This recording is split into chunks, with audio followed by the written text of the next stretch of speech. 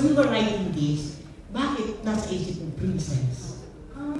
Parang fairy tale na. I would suppose naman everyone at one point, every girl at one point in our lives would dream of being a princess, di ba? Of having everything, of being the most beautiful, of being popular, and all that. But I guess what I wanted to say in the book is that what our ideas of happy ever after doesn't necessarily come just because you are born with everything.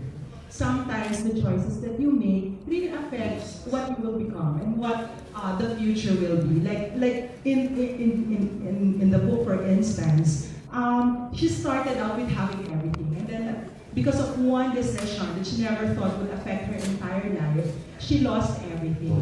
But because she's also grown up and she's also made choices which made her stronger, then she eventually claimed the happy ever after that she wanted. So siguro ganun ko siya naisip. Kasi sa totoong buhay, hindi naman lahat tayo binibigay lahat, di ba?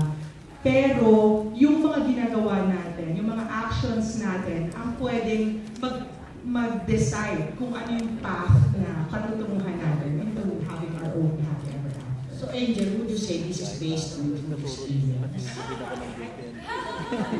No. It was actually inspired by a scene in one of my favorite books, Gone with the Wind.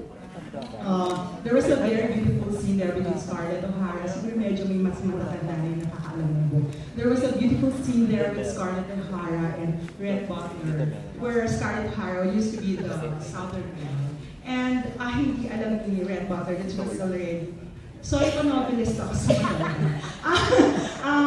parang nagpapanggap siya that she's still the Southern Belle that she used to be, but actually she wasn't anyone. Yung scene na yun, ano talaga sa utak ko, when Red Butler touched her hand, and he realized that bakit kaya ganon? She was all dressed up and all that, but her hands are long. So, parang may ibang nangyari. And that particular scene has been playing in my mind for a long time. Once a Princess, kasi if I may just say, is actually a sequel of a book called Mine to Keep, about actually the leader of the clique where Erin belonged. And my idea there is to create a character that's not the carbon of what a heroine should be like. I wanted to create a character that is flawed. Di ba pag nanonood tayo ng sine, parang masamang tao lagi yung mga mean girls. But I wanted to see what goes in the minds of a mean girl na pwedeng masama yung tingin natin sa kanila, or pwedeng they are girls that we love to hate because they have everything. Pero, ano ba talaga yung nangyayari behind the scenes? So, doon yung nagsimula. In fact, when they were asking me what novel should we submit, pinagpilian ko talaga, and we ended up with Once a Princess. Kasi isa talaga to dun sa mga best love novels na as soon as it came out of the stores, ang dami talagang tumatawag sa store mismo, telling how they love the stories, from high school students to lolas, telling the sellers how they cried about the book. So, yun po.